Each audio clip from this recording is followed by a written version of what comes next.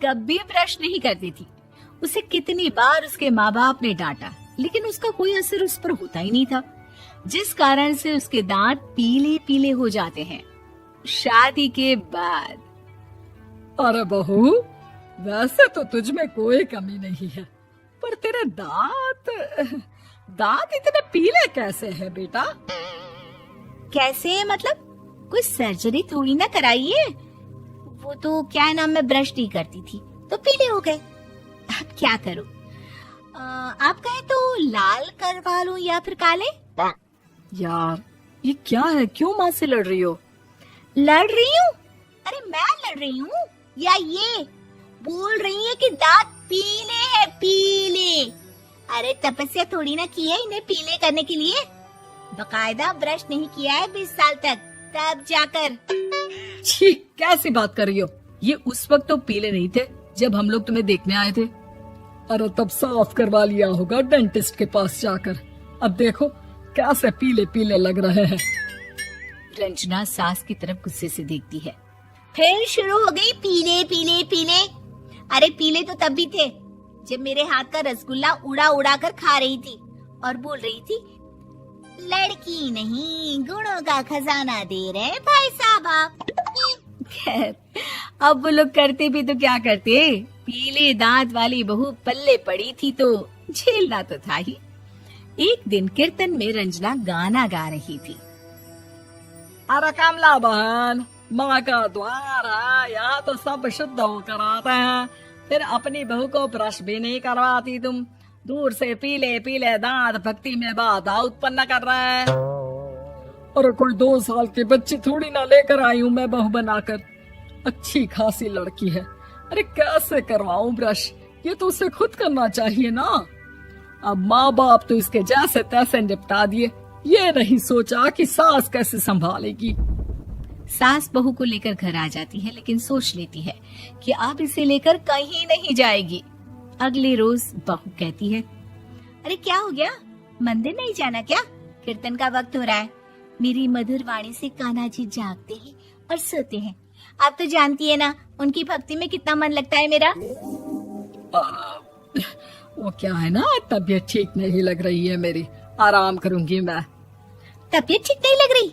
अभी तो मिथुन के गाने पर नाच रही थी आप, और अब बोल रही है कि तबीयत ठीक नहीं लग रही।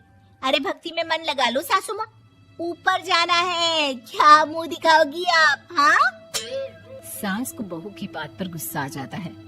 मैं क्या मुंह दिखाऊंगी, इसकी चिंता तो ना कर, समझी? अपने मुंह की चिंता कर, जो ये पीले पीले दांत लेकर हर जगह पहुंच जाती है। पता है लोग कितना मजाक बनाते हैं। ना जी ना, मैं नहीं जाना कहीं तेरे साथ। तो ये बात है। कोई ना, मत जाओ, मैं अपने कमरे में ही बैठकर भक्ति कर लूंगी। ऊपर वाला दांत थोड़ी ना देखता है, मन देखता है, भावना देखता है। और अरे बस बस, तू सब कुछ दिखा, बस ये सफेद चमकदार दांत ना दिखाना किसी को, है? जा यहाँ से। बहू को सास की बात का कोई फर्क नहीं पड़ता, वो तो जैसी थी वैसी ही रह जाती है। सुबह नहाकर किचन में खाना बनाना, फिर खाना खाना, कीर्तन भजन करना और सो जाना।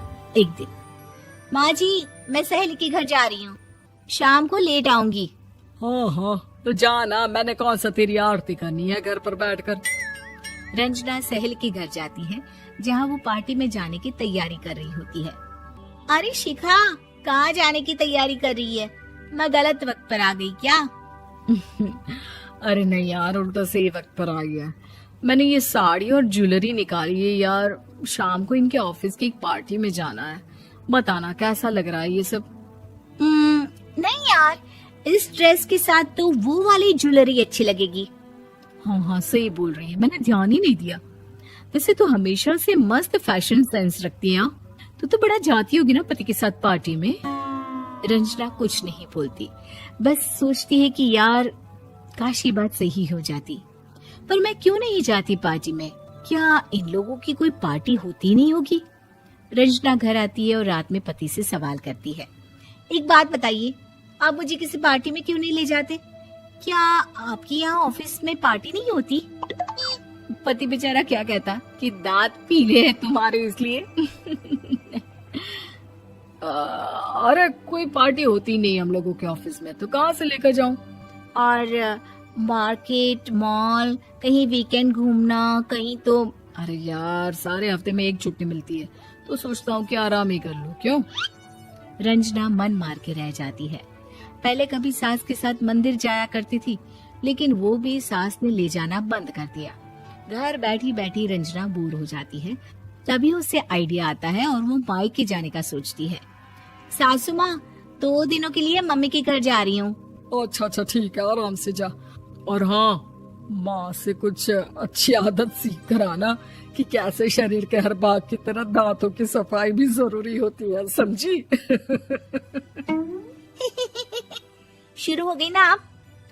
वो लोग आपकी तरह नहीं है कि छोटी छोटी बात का बतंगड़ बना दे। उन लोगों के लिए मैं मायने रखती हूँ, ना कि मेरे पीले पीले दांत। रंजना माँ को बिना बताए उन लोगों को सरप्राइज देती है, लेकिन जैसे ही वो दरवाजे पर पहुंचती है, अंदर देखती है कि घर वाले कहीं जा रहे होते हैं। अब माँ, काश रंजना दीदी के दांतों वाली प्रॉब्लम नहीं होती, तो वो भी हम लोगों के साथ चलती ना बुआ जी की बेटी की शादी में। हाँ बेटा, लेकिन अब उसे कौन समझाए कि उसको उसके पीले दांत नहीं दिखते, लेकिन उसके आसपास के लोगों को कितना एम्बैरेसिंग फील कराते हैं। मुझे तो कितनी बार उसके स्कूल की टीचर ने शिकायत की कि उसके साथ कोई लड़की बैठना भी नहीं चाहती, और ना ही कॉलेज में कोई उससे बात करना चाहता था। लेकिन पता नहीं क्यों उसे ये बात समझ में ही नहीं आती। कोई कमी नहीं है उस लड़की में, बस यही कि दांत पीले हैं।